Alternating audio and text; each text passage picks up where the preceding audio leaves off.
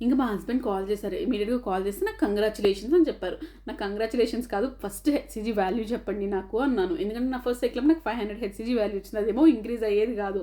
Tension పడేదాన్ని. Ectopic pregnancy అన్నారు. జాగ్రత్తగా ఉండాలి, ఇమీడియట్‌గా హాస్పిటల్‌కి వెళ్ళాలి, ఏదైనా బ్లీడింగ్ అవుతుంది అన్నారు. అవన్నీ టెన్షన్స్.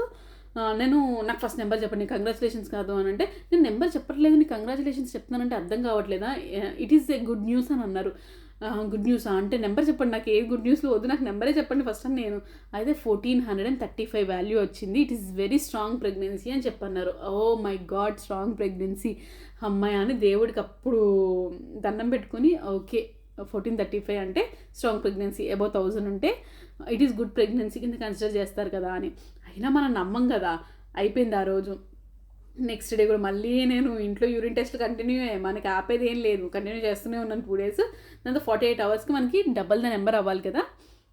ఏం చేశానంటే ఇంటి దగ్గర నాకు హెచ్సిజీ టెస్ట్ చేయడానికి ఒక ల్యాబ్ అతన్ని పిలిచాను. అతను చేసేసి మార్నింగే చేసేస్తే వెళ్ళి మార్నింగ్ చేయించుకున్నాను.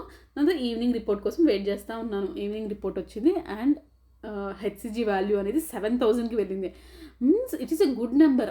అంటే చాలా వేగంగా పెరుగుతుంది, అంటే వెరీ గుడ్ స్ట్రాంగ్ ప్రెగ్నెన్సీ అని నాకు అప్పుడు అర్థమైంది. అంటే నేను అప్పుడు కూడా నేను హ్యాపీగా ఫీల్ అయిపోయి గంతులేసేసి చాలామందికి చెప్పుకుని అలా ఏం లేను. నాలో నేనే ఓకే ఇలా అయింది కదా, వావ్ సూపర్. సో నేను కేర్ఫుల్గా ఉండాలి ఇప్పటి నుంచి.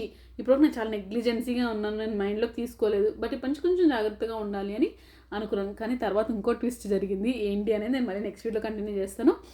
Please do like, share and subscribe to my channel.